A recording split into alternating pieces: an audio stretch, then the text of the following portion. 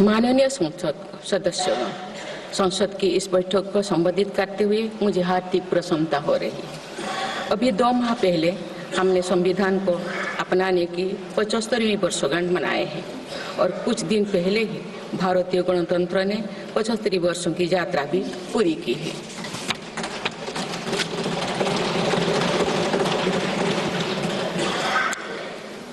ये अवसर लोकतंत्र की जननी के रूप में भारत के गौरव को नई ऊंचाई देगा। मैं सभी देशवासियों की तरफ से बाबा साहेब आम्बेडकर समेत सभी संविधान निर्माताओं को नमन करती हूँ। माननीय सदस्यगण, इस समय देश में महाकुंभ का ऐतिहासिक पर्व भी चल रहा है। महाकुंभ भारत की सांस्कृतिक परंपरा का, भारत की सामाजिक चेतना का पर्व है। देश और दुनिया से आए करोड़ों श्रद्धालु प्रयागराज में पूर्ण स्नान कर चुके हैं। मैं मोनो अमावस्या के दिन हुई हादसे पर अपना दुख व्यक्त करती हूँ। घायलों के शीघ्र स्वस्थ होने की कामना करती हूँ। कुछ दिन पहले ही हमने देश के पूर्व प्रधानमंत्री डॉक्टर मनमोहन सिंह जी को खोया है। मनमोहन सिंह जी ने 10 वर्ष तक प्रधानमंत्री के रूप में देश की सेवा की। वे लंबे समय तक संसद के सदस्य भी रहे। मैं मनमोहन सिंह जी को भावभीनी श्रद्धांजलि अर्पित करती हूँ। माननीय सदस्यगण, भारत की विकास यात्रा की इस अमृतकाल को आज मेरी सरकार अभूतपूर्व उपलब्धियों के माध्यम से नई ऊर्जा दे रही है। तीसरे कार्यकाल में 3 गुना तेज गति से काम हो रहा है। आज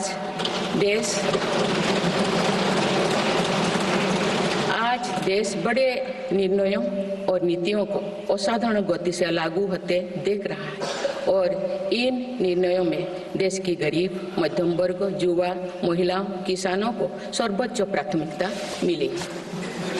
मेरी सरकार ने तीसरे कार्यकाल में सभी के लिए आवास के उद्देश्य की पूर्ति के लिए ठोस कदम उठाए हैं। प्रधानमंत्री आवास योजना का विस्तार करते हुए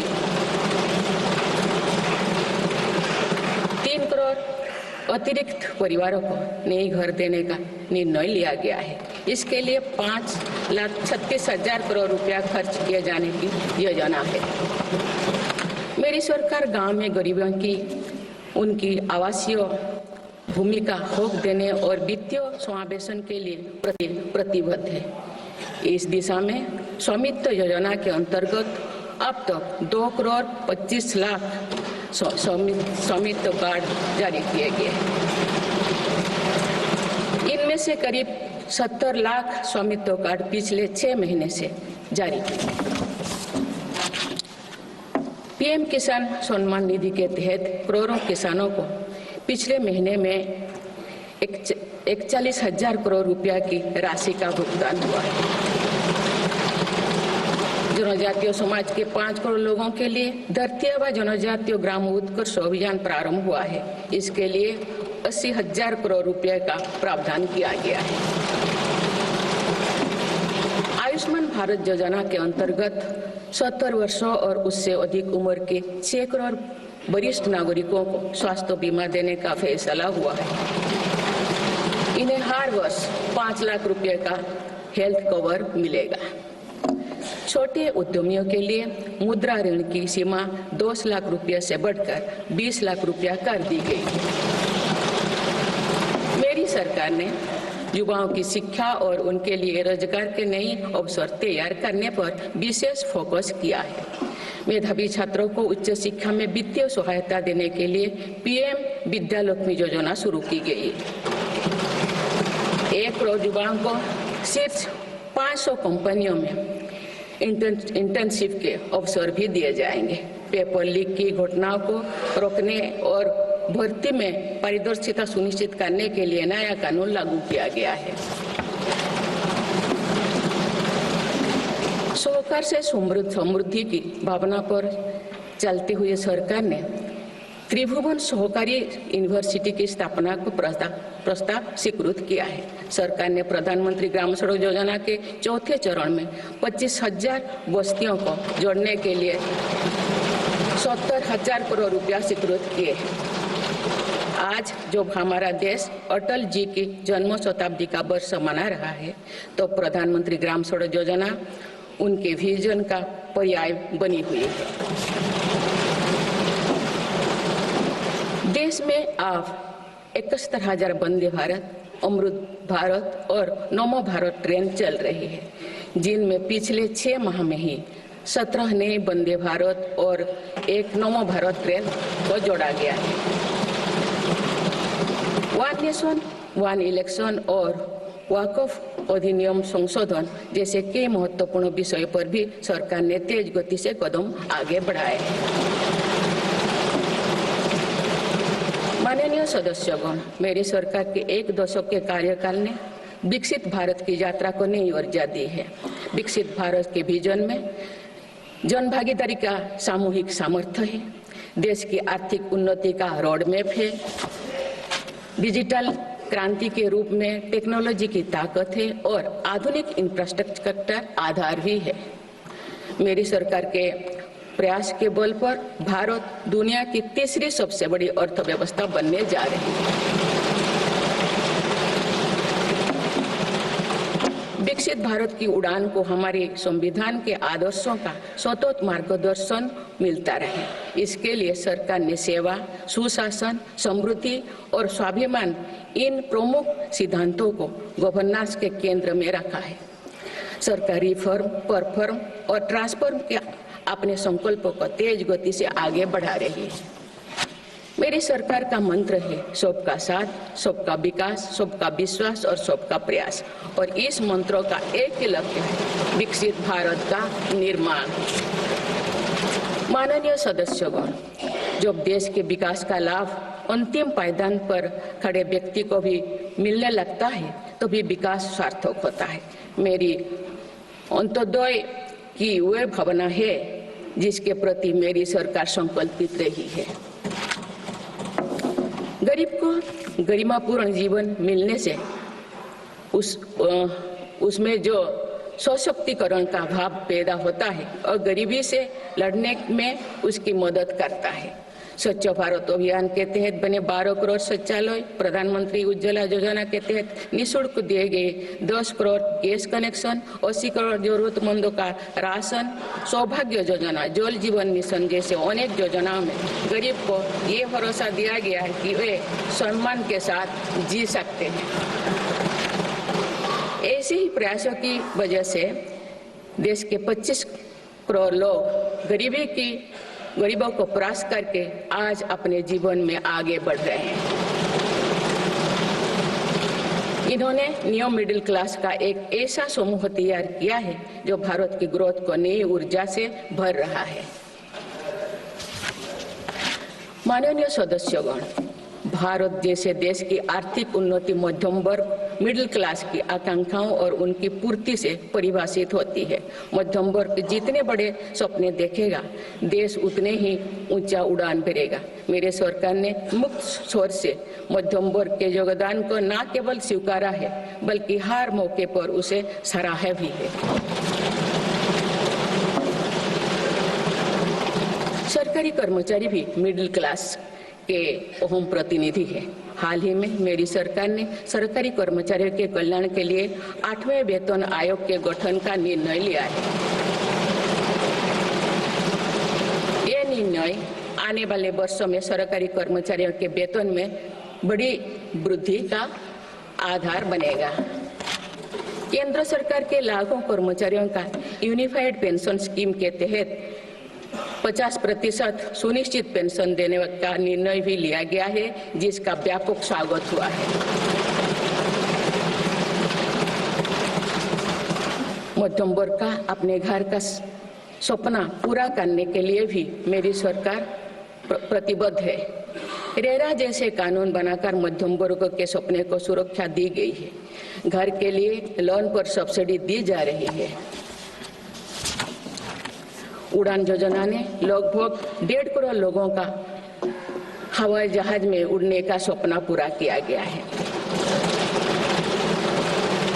जन औषधि केंद्रों में 80% रियायती दरों पर मिल रही दवाओं से देशवासियों की 30,000 करोड़ रुपया से ज्यादा बचे हैं।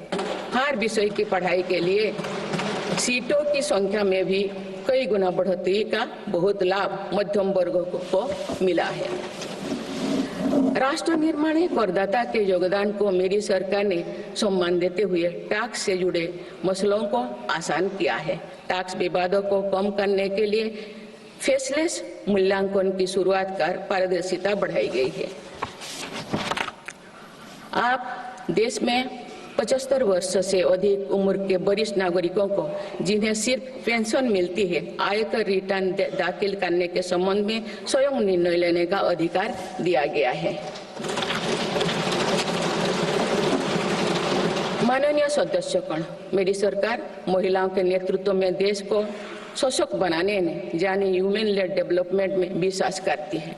नारी शक्ति बंधन अधिनियम के द्वारा लोकसभा और विधानसभा में महिलाओं के लिए आरक्षण इस दिशा में एक महत्वपूर्ण कदम है। राष्ट्रीय ग्रामीण आजीविका मिशन के तहत 91 लाख से अधिक स्वयं सहायता समूहों को सशक्त किया जा रहा है। देश की 10 करोड़ से भी अधिक महिलाओं को इसके साथ जोड़ा गया है। इन्हें कुल 9 लाख करोड़ रुपए से अधिक की राशि बैंक लिंकेज के माध्यम से वितरित की जा रही है। मेरी सरकार का लक्ष्य देश में 3 करोड़ लखपति दीदी बनाने का है।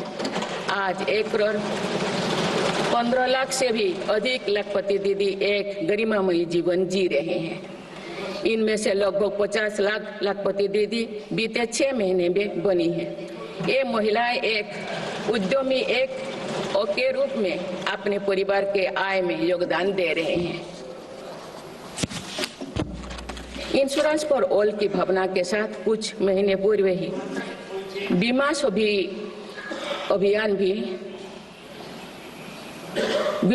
अभियान भी शुरू किया गया है। हमारे बैंकिंग और डिजी पेमेंट्स सखियां दूर दराज के इलाकों में लोगों को वित्तीय व्यवस्था से जुड़ने में महत्वपूर्ण भूमिका निभा रहे हैं। कृषि सखियां नेचुरल फार्मिंग के बढ़ावा दे रही हैं और पशु सखियां के माध्यम से हमारा पशुधन मजबूत हो रहे हैं। ड्रोन दीदी योजना महिलाओं के आर्थिक और तकनीकी सशक्तिकरण का माध्यम बने हैं।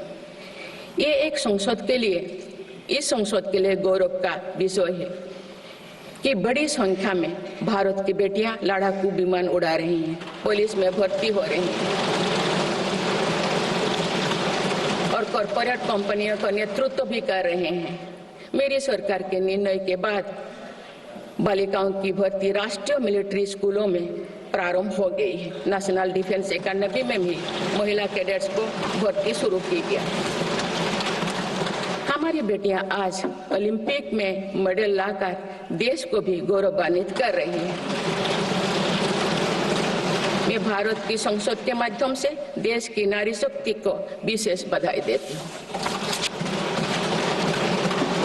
माननीय सदस्यगण, पिछले 1 दशक में देश के हर बड़े प्रयास का दायित्व आगे बढ़कर भारत के युवाओं को उठाना पड़ा है। आज हमारा युवा स्टार्टअप स्पोर्ट्स से लेकर स्पेस तक हर फील्ड में देश का नाम रोशन कर रहे हैं। माय भारत पोर्टल के जरिए लाखों युवा राष्ट्र निर्माण के कार्य से जुड़ रहे हैं। पिछले 1 दशक में मेक इन इंडिया, आत्मनिर्भर Bharat, startup India, stand up India और डिजिटल इंडिया जैसी पहल ने युवाओं को रोजगार के अनेक अवसर प्रदान किए हैं। पिछले 2 वर्षों में सरकार ने रिकॉर्ड संख्या में 10 लाख स्थायी सरकारी नौकरियां प्रदान की गई। मेरी सरकार ने युवाओं के बेहतर कौशल और नए अवसरों के सृजन के लिए 2 लाख करोड़ रुपया का पैकेज स्वीकृत किया है। 1 करोड़ युवाओं के लिए इंटर्नशिप की व्यवस्था से युवाओं को ग्राउंड पर काम करने का अनुभव प्राप्त होगा। आज देश में 1.5 लाख से अधिक स्टार्टअप है जो इनोवेशन के स्तंभ के रूप में उभर रहे हैं। 1000 करोड़ रुपया की लागत से स्पेस सेक्टर में वेंचर कैपिटल फंड की शुरुआत की गई है। US world future skill index 2025 में भारत विश्व में दूसरे नंबर पर पहुंच गया है। यानी फ्यूचर ऑफ वर्क श्रेणी में एआई और डिजिटल टेक्नोलॉजी अपनाने में भारत दुनिया को रास्ता दिखा रहा है। ग्लोबल इनोवेशन इंडेक्स में भी भारत की रैंकिंग 76 से सुधरकर 39 हो गए हैं। माननीय सदस्यगण, मेरी सरकार राष्ट्रीय शिक्षा नीति के माध्यम से विद्यार्थियों के लिए आधुनिक शिक्षा व्यवस्था तैयार कर रही है। कोई भी शिक्षा से वंचित ना रहे, इसीलिए मातृभाषा में शिक्षा के अवसर दिए जा रहे हैं।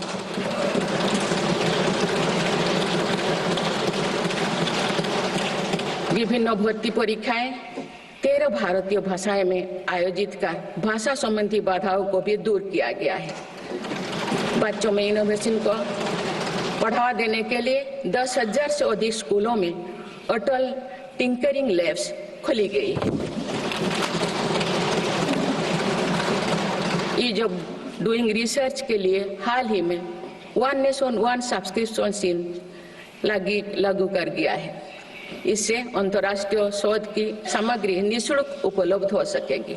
पिछले एक दशक में उच्च शिक्षण संस्थानों की संख्या बढ़ी है। इनकी गुणवत्ता में भी व्यापक सुधार हुआ है। यूएस विश्व यूनिवर्सिटी एशिया रैंकिंग में हमारे 163 विश्वविद्यालय शामिल हुई है। नालंदा विश्वविद्यालय के नए कैंपस का शुभारंभ कर शिक्षा में भारत का पुराना गौरव वापस लाया गया है। वो दिन भी दूर नहीं जो भारत में निर्मित गगनयान में एक भारतीय नागरिक अंतरिक्ष में जाएगा। कुछ दिन पहले स्पेस डॉकिंग में सफलता ने भारत के अपने स्पेस स्टेशन का मार्ग और आसान कर दिया गया। कुछ दिन पहले इसरो ने अपना 100वां लॉन्च करते हुए सैटेलाइट के सफलतापूर्वक स्थापित किए।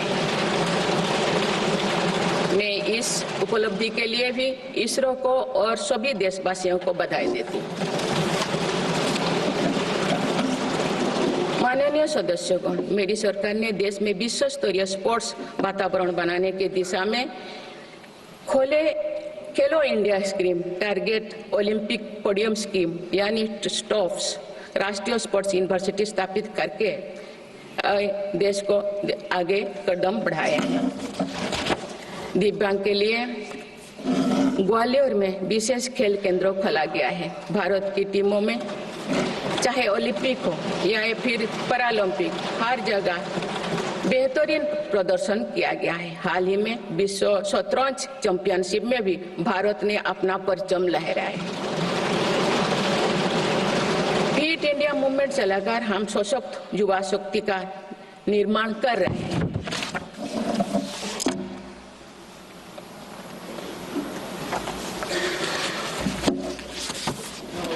माननीय सदस्यगण, विकसित भारत के निर्माण में किसान, जवान और विज्ञान के साथ ही अनुसंधान का बहुत बड़ा महत्व है।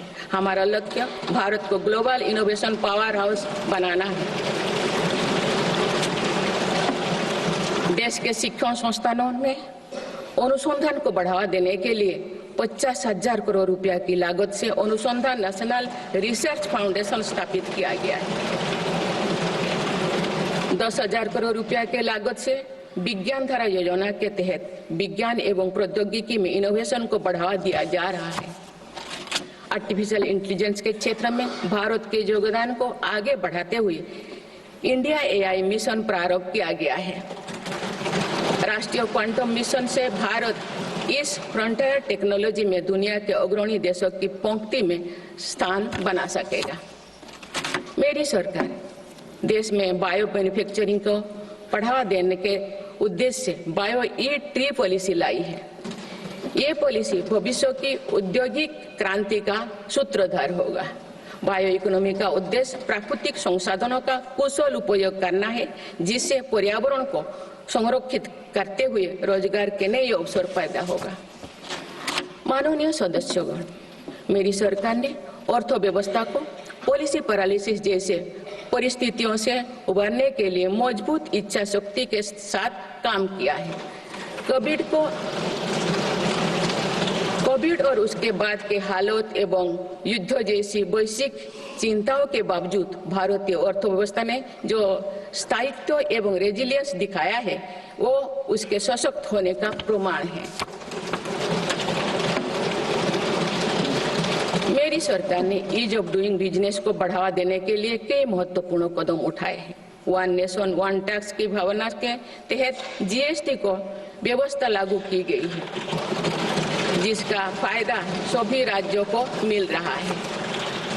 मेक इन इंडिया जैसी नीतियों के कारण आप बड़े ग्लोबल ब्रांड को प्रोडक्ट पर भी मेड इन इंडिया के लेवल्स देखने लगे हैं।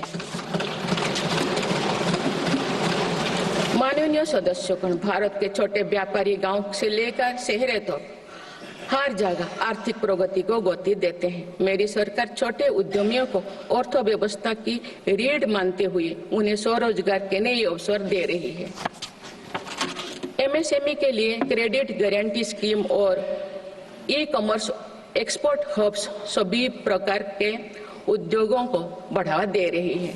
तीसरी कार्यकाल में मेरी सरकार द्वारा मुद्रा ऋण की सीमा को 10 लाख रुपये से बढ़ाकर 20 लाख रुपया करने का लाभ करोड़ों छोटे उद्यमियों को हुआ। मेरी सरकार ने क्रेडिट एक्सेस को आसान बनाया है। इससे वित्तीय सेवाओं की लोकतांत्रिक बनाया जा सका है। आज लोन, क्रेडिट कार्ड, बीमा जैसे प्रोडक्ट सबके लिए आसानी से सुलभ हो रही है। दशकों तो हमारे देश के रेहड़ी फैक्ट्री पर दुकान लगाकर आजीविका चलाने वाले भाई बहन बैंकिंग व्यवस्था से बाहर रहे। आज उन्हें पीएम स्वनिधि योजना का लाभ मिल रहा है। डिजिटल ट्रांजैक्शन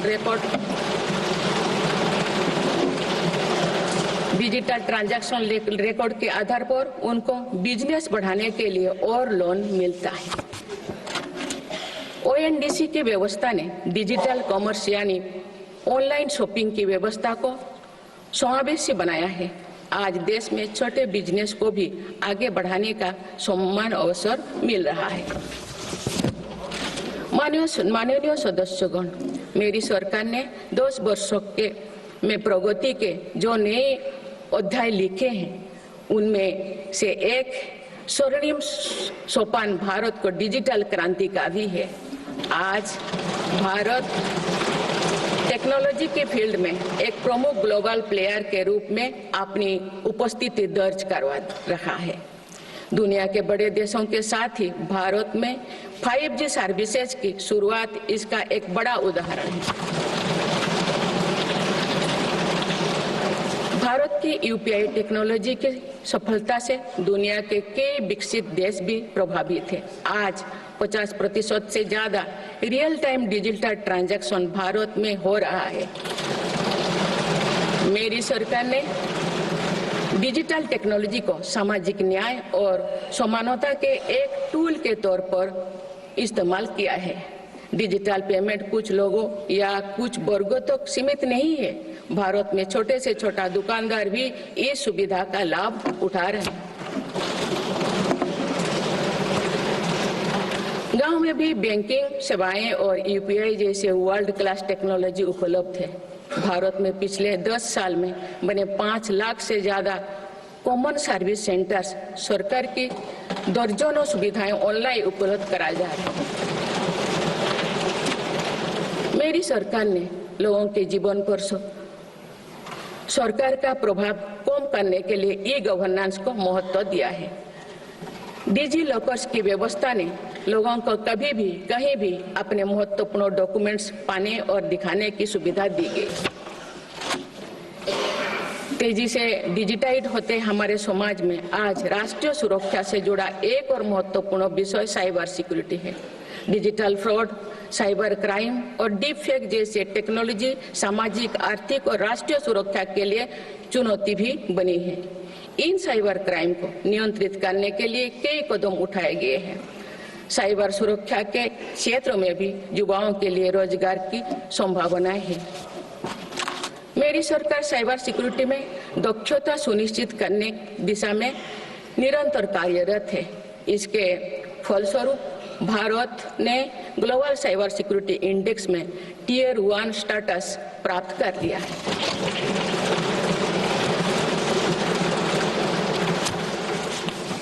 माननीय सदस्यगण, किसी भी देश का आधुनिक इंफ्रास्ट्रक्चर ने केवल उसके नागरिकों को एक बेहतर जीवन एवं देश को नई पहचान देता है, बल्कि देश को एक नया आत्मविश्वास भी देता है।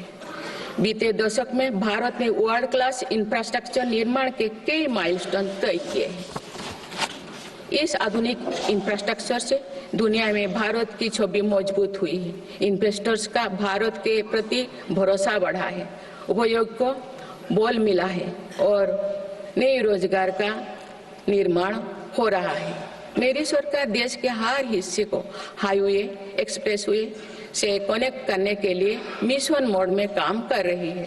पीएम गति शक्ति नेशनल मास्टर प्लान के द्वारा परियोजना पर पूरा करने की गति तेज हुई है। 2 साल पहले बुनियादी ढांचे का बजट लगभग 2 लाख करोड़ रुपया था, जो पिछले बजट में बढ़कर 11 लाख करोड़ रुपया से अधिक हो गया।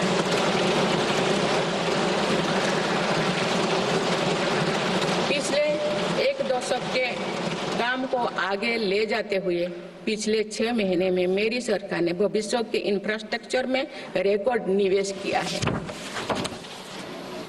वाडवोन में भारत के पहले डीप वाटर मेगा पोर्ट की आधारशिला रखी गई है। 76,000 करोड़ की लागत से बनने वाला ये पोर्ट विश्व के शीर्ष 10 पोर्ट में से एक है। मुझे बताते हुए खुशी हो रही है कि उधमपुर श्रीनगर बारामूला रेल लिंक परियोजना पूरी हो गई है और अब देश कश्मीर से कन्याकुमारी तक रेलवे लाइन से जुड़ जाएगा। इस महत्वाकांक्षी परियोजना के तहत चेनाब ब्रिज का निर्माण हुआ है, जो विश्व का सबसे ऊंचा रेल ब्रिज है। साथ ही आंधी ब्रिज देश का पहला रेल केबल ब्रिज बना है। सिंकुन ला सुरंग पर काम भी सफलतापूर्वक आगे बढ़ रहा है। निकट भविष्य में पूरी होने पर यह विश्व की सबसे ऊंचा सुरंग होगा। इससे लद्दाख और हिमाचल प्रदेश के बीच 12मासी संपर्क बना रहेगा।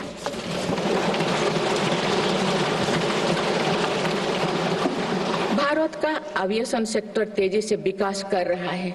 देश की एयरलाइन कंपनियों ने 1700 से अधिक नए विमानों के ऑर्डर दिए हैं।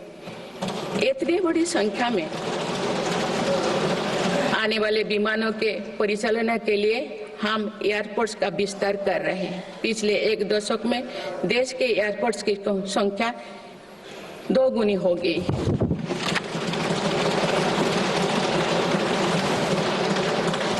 माननीय सदस्यगण, विकसित भारत को गति देने के लिए हमारे शहरों को फ्यूचर रेडी बनाना आवश्यक है। इस दिशा में मेरी सरकार ने शहरी सुविधाओं का आधुनिकीकरण कर उन्हें एनर्जी एफिशिएंट बनाने पर जोर दिया है। साथ ही नई शहरों के विकास के भी नींव रखी जा रही है। मेरी सरकार ने लगभग 28,000 करोड़ रुपया के निवेश से देश भर में 12 इंडस्ट्रियल नोड और शहरों के पास 100 औद्योगिक पार्क बनाने का भी निर्णय लिया है।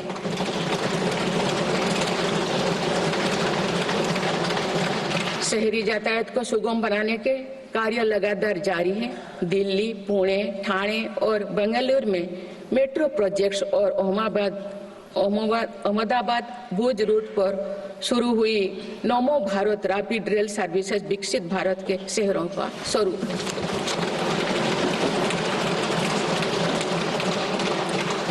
कुछ सप्ताह पूर्व ही दिल्ली में रिठारा नरेला कुंडली कॉरिडोर का काम शुरू हुआ है, जो दिल्ली मेट्रो नेटवर्क के बड़े सेक्शन में से एक होगा। मेरी सरकार के निरंतर प्रयास से दिल्ली में मेट्रो टूर लगातार बढ़ रहा है। 2014 में दिल्ली एनसीआर में मेट्रो का कुल नेटवर्क 200 किलोमीटर से भी कम था। अब ये बढ़कर दुगुना से भी ज्यादा हो गया।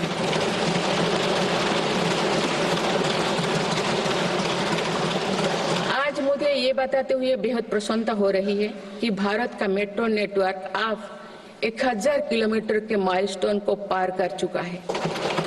भारत अब मेट्रो नेटवर्क के मामले में दुनिया का तीसरा सबसे बड़ा देश बन गया है। लगभग 8000 करोड़ रुपया के खर्च से देश में 52,000 इलेक्ट्रिक बस चलाने का भी निर्णय हुआ है। इससे शहरी इलाका में सुगम और स्वच्छ यातायात की सुविधा मिलेगी और अनेक लोगों को रोजगार भी मिलेगा। आसान कनेक्टिविटी और अर्बन टूरिज्म को बढ़ावा देने के लिए देश में 15 रोपवे प्रोजेक्ट्स की योजना पर भी काम हो रहा है। माननीय सदस्यगण, मेरी सरकार बहुआयामी एवं समरस सर्वस्पर्शी विकास की नीतियों पर काम करती आई है। इसीलिए मेरी सरकार ने जितना बल फिजिकल इंफ्रास्ट्रक्चर पर दिया है, उतने ही सौगन प्रयास सोशल इंफ्रास्ट्रक्चर क्रांति के लिए भी किए हैं। समाज के हर वर्ग तक सस्ती, सुलभ और गुणवत्तापूर्ण स्वास्थ्य सेवाएं पहुंचे, ये मेरी सरकार की प्राथमिकता है। अस्पताल, इलाज और सेवा की व्यवस्था के कारण एक सामान्य परिवार में स्वास्थ्य पर होने वाला खर्च निरंतर कम हो रहा है। देश में नागरिकों तक बेहतर स्वास्थ्य सेवाएं पहुंचाने के लिए 1,75,000 आयुष्मान आरोग्य मंदिर बने हैं।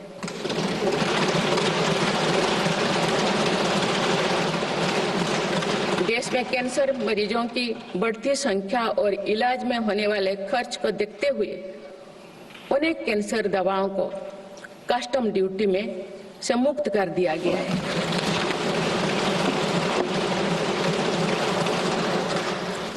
सर्वाइकल कैंसर के लिए अब तक लगभग 9 करोड़ महिलाओं की स्क्रीनिंग की जा चुकी है। मेरी सरकार के प्रयास से दिमागी बुखार से लड़ने में देश को काफी सफलता मिली है। इससे होने वाले मृत्यु दर अब घटकर 6% रह गए।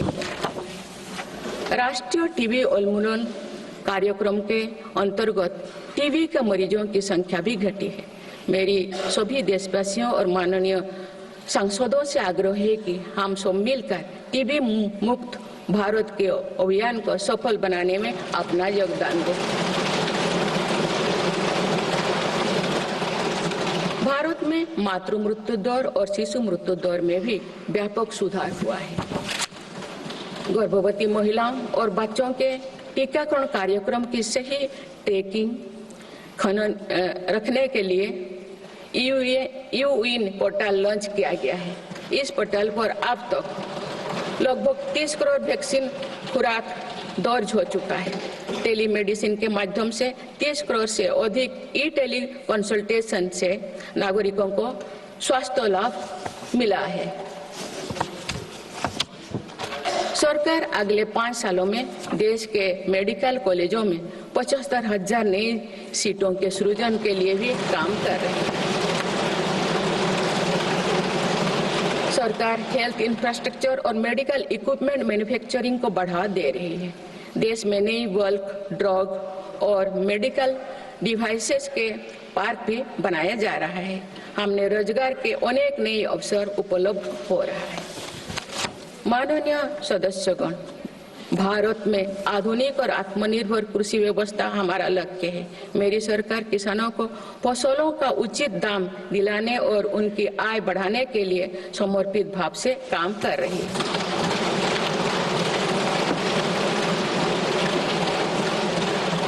वर्ष 2023-24 में रिकॉर्ड 332 मिलियन टन अनाज उत्पादन हुआ है और आज भारत विश्व का सबसे बड़ा दूध, दाल और मसालों का उत्पादक है। सरकार ने खरीफ और रबी फसलों के एमएसपी में निरंतर बढ़ोतरी की है। पिछले 10 दशक में धान, गेहूं, दलहन, तिलहन और मोटे अनाज की खरीद पर 3 गुना ज्यादा राशि खर्च की गई है। पिछले 6 महीने में फसलों की जलवायु अनुकूल, बायो फोर्टिफाइड और अच्छी उपज देने वाले 109 उन्नत प्रजातियां किसानों को सौंपी गई है। देश में कृषि इंफ्रास्ट्रक्चर को सुदृढ़ करने के लिए सरकार ने कृषि इंफ्रास्ट्रक्चर फंड योजना के दायरे का विस्तार किया है। इससे ग्रामीण क्षेत्र में रोजगार को और बढ़ावा मिलेगा। देश में तिलहन उत्पादन को बढ़ावा देने और खाद्य तेलों में आत्मनिर्भरता प्राप्त करने के उद्देश्य से national mission on oil seeds को स्वीकृति दी गई है। प्राकृतिक खेती को बढ़ावा देने के लिए भी राष्ट्रीय मिशन चलाया जा रहा है। इस वर्ष की शुरुआत में ही किसानों को सस्ती दरों में डीएपी की उपलब्धता सुनिश्चित करने के लिए विशेष पैकेज की अवधि की बढ़ाया गया है। मत्स्य पालन को बढ़ावा देने के लिए 11 एकीकृत एक्वा पार्क की स्थापना की गई है। माननीय सदस्यगण, कुछ सप्ताह पूर्व ही भारत मौसम विज्ञान विभाग के 150 साल पूरी हुई है। वेदर रेडी और क्लाइमेट स्मार्ट भारत के लिए मेरी सरकार ने 2000 करोड़ रुपए की लागत से मिशन मौसम प्रारंभ किया है, जिसका लाभ हमारे किसानों को भी मिलेगा। बाबा साहेब आम्बेडकर के विजन पर चलते हुए देश के सूखाग्रस्त इलाकों में सिंचाई और पीने के पानी उपलब्ध कराने के लिए मेरी सरकार ने 2 ऐतिहासिक रिवर इंटरलिंकिंग परियोजनाओं पर काम आगे बढ़ाया है। 40,000 करोड़ रुपया से अधिक लागत की 3 बेतवा लिंक परियोजना में मध्य प्रदेश और उत्तर प्रदेश के लाखों ग्रामीण भाई बहन का लाभ मिलेगा। संशोधित पार्वती कालीमेघी चंबल लिंक परियोजना में राजस्थान और मध्य प्रदेश में सिंचाई और पीने के पानी की आवश्यकता की पूर्ति। पोलावरम सिंचाई परियोजना को पूरा करने के लिए 12,000 करोड़ रुपया की अतिरिक्त राशि भी स्वीकृत की गई है। माननीय सदस्यगण, हमारे 8 लाख सहकारी संस्थाएं एवं उनके 19 करोड़ हितधारक सदस्य ग्रामीण भारत के करीब 90% क्षेत्र का प्रतिनिधित्व करते हैं। बीते वर्षों में शहरी क्षेत्रों में भी सहकारी संस्थाओं का विस्तार हुआ है।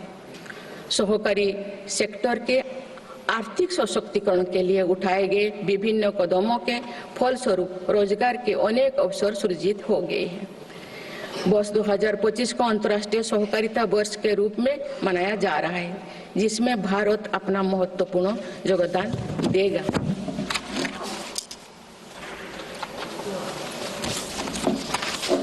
माननीय सदस्यगण, हम जब राष्ट्र के विकास और उपलब्धियों की चर्चा करते हैं तो वास्तव में हम राष्ट्र के नागरिकों की क्षमता एवं उपलब्धियों का ही उल्लेख कर रहे होते हैं।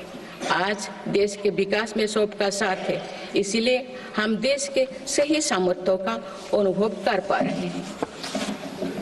मेरी सरकार के प्रयासों का सबसे अधिक लाभ देश के दलित, वंचित और आदिवासी समाज को मिल रहा है।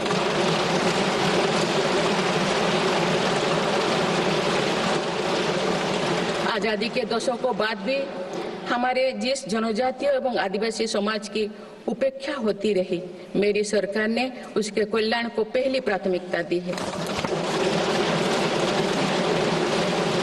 धरती आबा जनजातीय ग्राम उत्कर्ष अभियान और पीएम जनमन योजना इसका प्रत्यक्ष उदाहरण है। देश भर में स्थापित 470 से अधिक एकलव्य मॉडल आवासीय विद्यालय के माध्यम से लगभग 1.25 लाख आदिवासी बच्चों को स्कूली शिक्षा दी जा रही है। पिछले 10 वर्ष में आदिवासी बहुल इलाकों में 30 नए मेडिकल कॉलेज खोले गए हैं। विशेष राष्ट्रीय मिशन चलाकर आदिवासी समुदाय की सिकल सेल से जुड़े स्वास्थ्य सेवाओं पर भी ध्यान दिया जा रहा है। इस मिशन के अंतर्गत लगभग 5 करोड़ व्यक्तियों की स्क्रीनिंग की जा चुकी है। जनजातीय विरासत को सहेजने के लिए भी मेरी सरकार ने अनेक कदम उठाए हैं। इस वर्ष भगवान बिरसा मुंडा की 150वीं जयंती का पर्व पूरे देश में जनजातीय गौरव वर्षों के रूप में मनाया जा रहा है।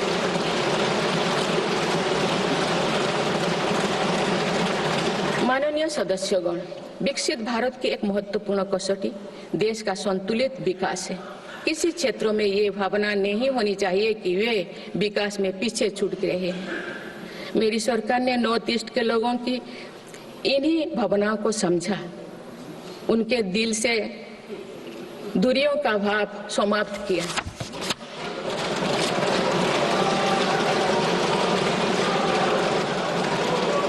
दस से अधिक शांति समझौते को कर सरकार ने अनेक गुटों को शांति के मार्ग से जोड़ने का काम किया है।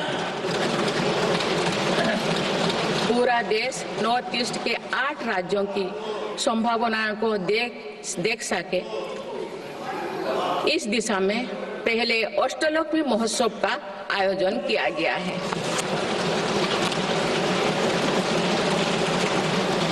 पूर्वोत्तर के विकास के साथ साथ सरकार ने देश के पूर्वोत्तर यानी पूर्वी राज्यों के सर्वांगीण विकास की कार्य योजना पर काम शुरू कर दिया गया है, जिससे रोजगार के नए अवसर भी उपलब्ध होगी। अंडमान निकोबार एवं लक्षद्वीप में विकास की कई परियोजनाएं प्रारंभ कर उन्हें राष्ट्र की विकास यात्रा में महत्वपूर्ण स्थान दिया गया है।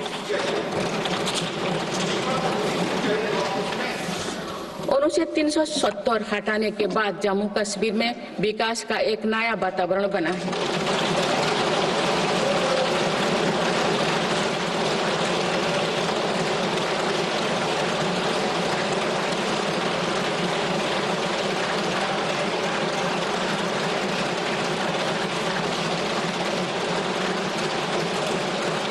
कश्मीर में लोकसभा चुनाव एवं विधानसभा चुनाव अत्यंत शांतिपूर्ण माहौल में संपन्न हुए।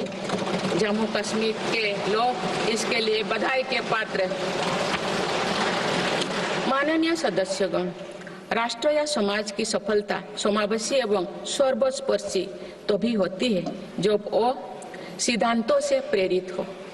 इसलिए मेरी सरकार ने उन मौलिक सिद्धांतों को हमेशा अपने कार्यनीति के केंद्र में रखा, जिनका निर्देश हमारे संविधान ने दिया है।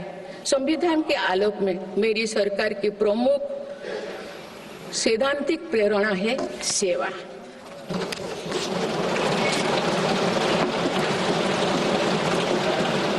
मेरी सरकार मानती है कि 140 करोड़ देशवासियों की सेवा ही सरकार का प्रमुख कर्तव्य है। इस दिशा में सरकार पूरी संवेदनशीलता से काम कर रही है। समाज के पिछड़े वर्ग और सफाई कर्मचारियों को आसान लोन मुहैया कराने के लिए पीएम सूरज योजना का विस्तार किया गया है। सरकारी योजनाओं का लाभ दिव्यांगजनों तक पहुंचाने के लिए 1 करोड़ से अधिक दिव्यांग पहचान पत्र जारी किए गए हैं। स्वच्छता सैनिकों के लिए चलाई जा रही नमस्ते योजना का विस्तार कर अब स्वच्छता का बीड़ा उठाने वाले भाई बहनों को भी इसमें शामिल किया गया है। विकसित भारत की यात्रा में कोई भी छूटने ना पाए, इस ध्येय के अनुरूप मेरी सरकार सैचुरेशन अप्रोच के साथ काम कर रही है। माननीय सदस्यगण, बीता दशक भारत की सांस्कृतिक चेतना के पुनः जागरण का दशक रहा है।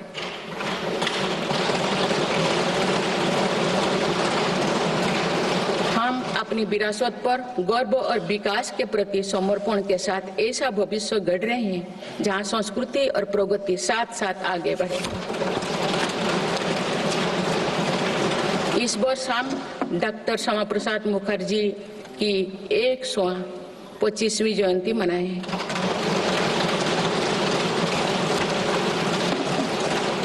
उन्होंने कहा था कि सच्चा राष्ट्रवाद केवल भारत की भौतिक एकता नहीं बल्कि उनकी सांस्कृतिक एकता को मजबूत करने में है। इसी कड़ी में भगवान महावीर का 2550वें निर्माण महोत्सव श्रद्धापूर्वक मनाया गया है। देश ने उत्साह से संत मीराबाई की 525वीं जयंती भी मनाई। महाकवि संत तोरबल्लभ की स्मृति में कई देशों में सांस्कृतिक केंद्र स्थापित किए जा रहे हैं। मेरी सरकार काशी तमिल संगमम, काशी तेलुगु संगमम, सौराष्ट्र तमिल संगमम जैसे सांस्कृतिक आयोजन करके देश की एकता को बढ़ावा दे रहे हैं।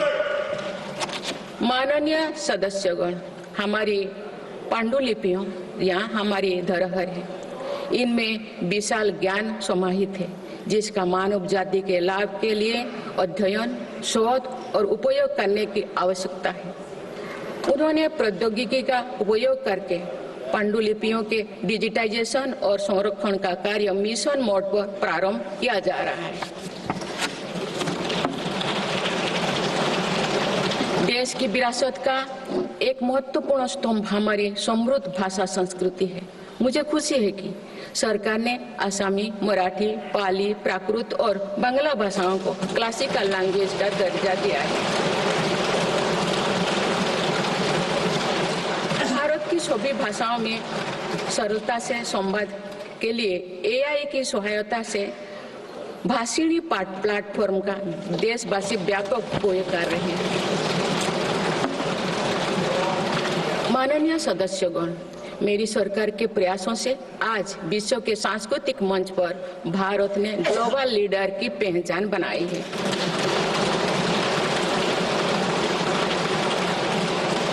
सभी एशियाई बौद्ध देशों को आपस में जोड़ने के लिए मेरी सरकार ने पहली एशियाई बुद्धिस्ट कॉन्फ्रेंस का आयोजन किया। पिछले वर्ष वर्ल्ड हेरिटेज कमेटी की बैठक का आयोजन भी भारत में हुआ जिसमें 140 देशों ने भाग लिया। अंतर्राष्ट्रीय योग दिवस के माध्यम से पूरा विश्व आज भारत की योग परंपरा को अंगीकार कर रहा है। माननीय सदस्यगण, प्रगति की भव्य इमारत को नई बुलंदियों तक ले जाने के लिए मजबूत स्तंभों की जरूरत होती है। भारत के विकास के लिए मेरी सरकार ने रिफॉर्म, परफॉर्म और ट्रांसफॉर्म के ऐसे ही 3 मजबूत स्तंभ बनाए हैं। आज ये सब पूरी दुनिया में भारत के नए गवर्नेंस मॉडल का पर्याय बन गए हैं। सरकार ने संविधान के लागू होने से पहले बने कानूनों की विस्तृत समीक्षा की है। कई कानूनों को निरस्त या संशोधन किया जा रहा है ताकि पूरा तंत्र वर्तमान सामाजिक और आर्थिक चुनौतियों का सामना कर सके। सरकार अब तक 1500 से अधिक पुराने और आवश्यक कानूनों को निरस्त कर चुके हैं। गुलामी के कानूनों को हटाकर दंड संहिता के स्थान पर न्याय संहिता लागू किएगी। जन विश्वास और जन भागीदारी के साथ मेरी सरकार जनता का जीवन सुगम बनाने पर कार्य कर रही है। विवादों को निपटाने के लिए विवाद से विश्वास की पहल की गई है। इसी भावना के साथ सरकार ने 40,000 से अधिक नियमों का कम या सरल किया है और 3500 प्रावधानों को अपराध मुक्त किया है।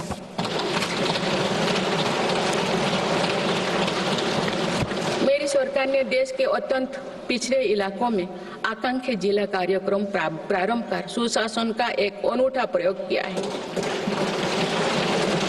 इस कार्यक्रम से इन जिलों में स्वास्थ्य, पोषण, कृषि, सामाजिक विकास और शिक्षा जैसे विभिन्न मापदंडों में उल्लेखनीय प्रगति हुई। यूएनडीपी की एक रिपोर्ट में इस पहल की बहुत सराहना की गई है। इस सफलता से प्रेरित होकर आप देश के 500 आकांक्षा ब्लॉक में भी समग्र विकास हेतु अभियान प्रारंभ किया गया है। सुशासन पर ध्यान केंद्रित करते हुए I got Karmayogi digital platform बनाया गया है, जिससे सरकारी कर्मियों को अपनी दक्षता बढ़ाकर कर्मयोगी बनाने का प्रोत्साहन मिल रहा है। इस प्लेटफॉर्म पर 1700 पाठ्यक्रमों उपलब्ध है और अब तो 2 करोड़ से अधिक प्रशिक्षण पूर्ण किए गए हैं। माननीय सदस्यगण, इस वर्ष देश सरदार वल्लभ भाई पटेल की 150वीं जयंती मना रहे हैं। उनकी प्रेरणा से मेरी सरकार राष्ट्र प्रथम की भावना को लेकर आगे बढ़ रही है। देश की सीमाओं की रक्षा और आंतरिक सुरक्षा सुनिश्चित करने के लिए सरकार ने ऐतिहासिक कार्य किए हैं। विशेषकर रक्षा क्षेत्र में आत्मनिर्भरता में हमें बहुत उत्साहजनक परिणाम मिले हैं। हम मेक इन इंडिया से मेक फॉर द वर्ल्ड की ओर बढ़े हैं। इससे देश में रोजगार के नए अवसर भी बन रहे हैं।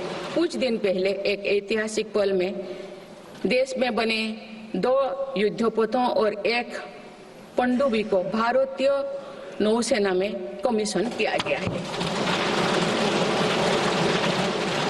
देश में डिफेंस इंडस्ट्रियल कॉरिडोर की स्थापना और डिफेंस स्टार्टअप्स को प्रोत्साहन देकर हम आत्मनिर्भरता का और स्वरोजगार को मजबूती दे रहे हैं।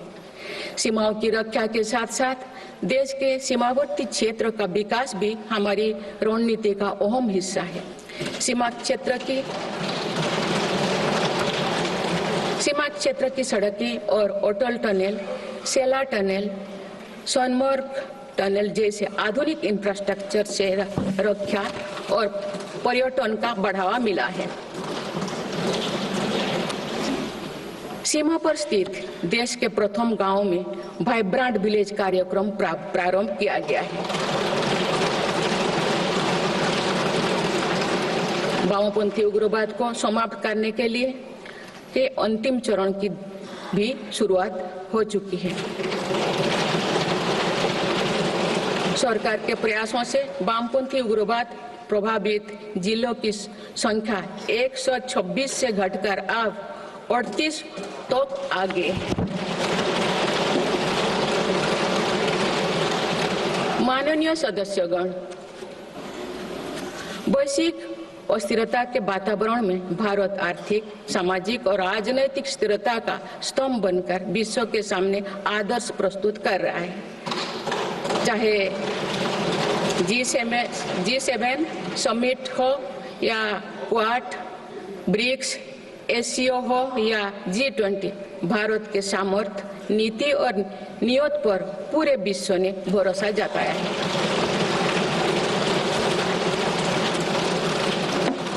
आज बड़े से बड़े वैश्विक मंच पर भी भारत अपने हितों को मजबूत के साथ आगे रखता है।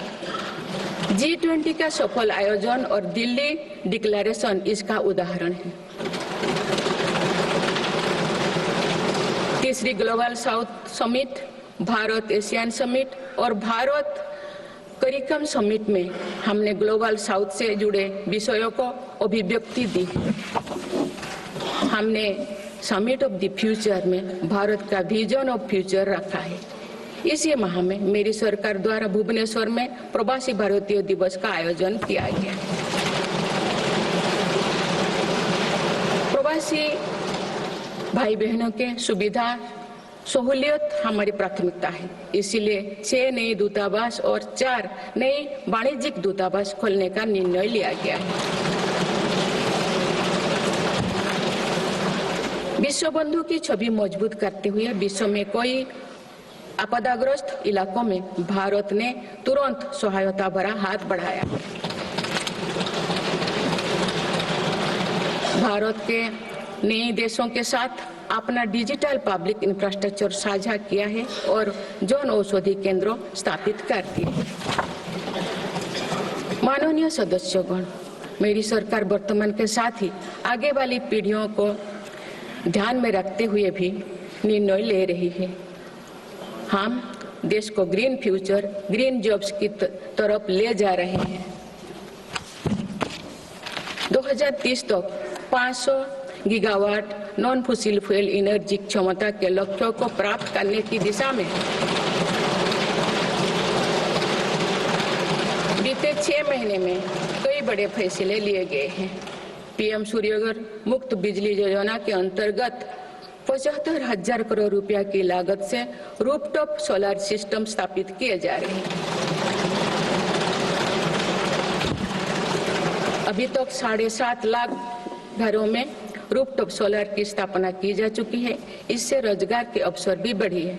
राष्ट्रीय ग्रीन हाइड्रोजन मिशन के तहत 8 लाख करोड़ रुपए के निवेश और 6 लाख से अधिक रोजगार का सृजन होगा। हम परमाणु ऊर्जा का विस्तार करने पर भी तेजी से काम कर रहे हैं। मेरी सरकार वाहन स्क्रैपिंग पॉलिसी लाई है ताकि पुराने वाहनों का वैज्ञानिक तकनीकी से निपटारा हो और इससे भी रोजगार के नए अवसर सृजित हो। इसी क्रम में विश्व पर्यावरण दिवस 2024 पर एक पेड़ मां के नाम अभियान प्रारंभ किया गया।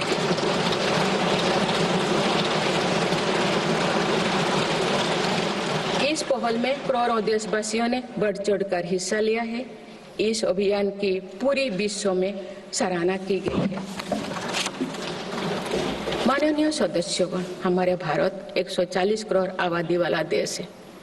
हमारे यहाँ भिन्न भिन्न राज्य, भिन्न भिन्न क्षेत्र, भिन्न भिन्न भाषाएं हैं, परंतु एक राष्ट्र के रूप में हमारी एक ही पहचान है, वो है भारत।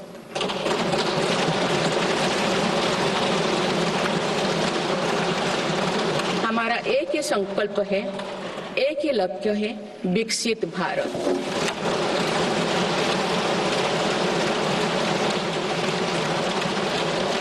आने वाले वर्षों में देश को विकसित राष्ट्र बनाने के लिए हम सभी दृढ़ संकल्पित ले। इस संकल्प में देश के शहीदों की प्रेरणाएं हैं, पूज्य बापू के मानवीय आदर्श है और सरदार पटेल जी जैसे माँ भारती की संतानों द्वारा हमें दिलाई गई एकता की शपथ है। हमें इन प्रेरणाओं को आगे रखते हुए एकता के इस सामर्थ्य से विकसित भारत के संकल्प को पूर्ण करना है।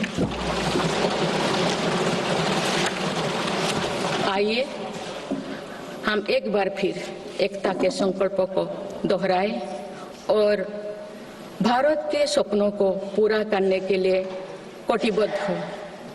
जब हम साथ मिलकर बढ़ेंगे तो हमारी भावी पीढ़ियां 2047 में अवश्य विकसित, सशक्त, समर्थ और समृद्ध भारत देखेंगे।